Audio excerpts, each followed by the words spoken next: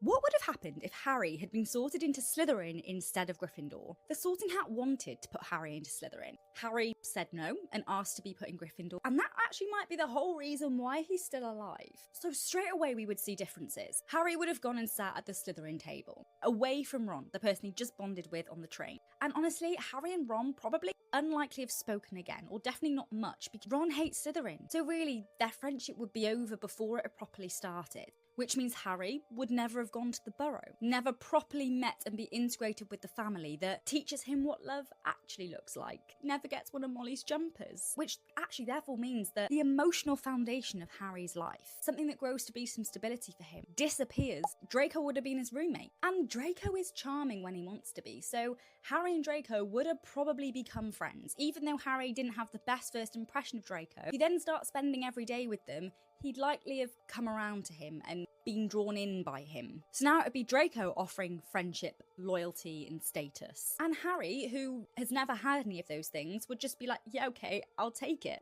Then there's Snape. Harry is now in Snape's house. What happens there? Does Snape treat Harry differently? He still hates James Potter and sees James whenever he looks at Harry. But Harry is a Slytherin now and is literally Snape's responsibility. So does that cruelty towards Harry soften? Does it just become more complicated?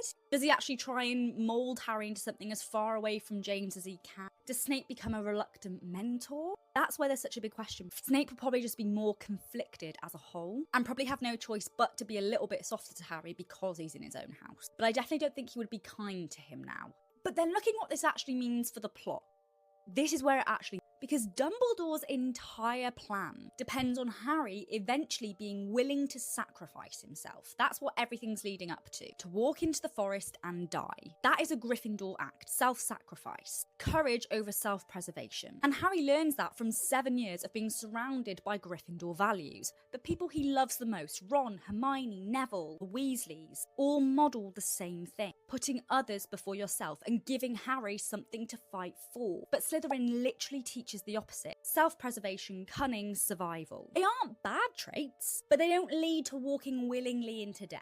A Slytherin Harry might fight Voldemort just as hard. Not to say he's going to join Voldemort, like he'd still probably fight Voldemort, unless he got too sucked into the Malfoys. But when that really key moment comes, when Dumbledore's plan requires Harry to stop fighting, die, a Harry raised on self-preservation might not be able to do it. And that's why Harry's choice on that stool matters more than people realise. That choice, a terrified 11-year-old whispering, not Slytherin, not Slytherin, might be the entire reason Voldemort lost. Because it put Harry in the one house that would teach him the one thing that Voldemort could never understand. That there are things worth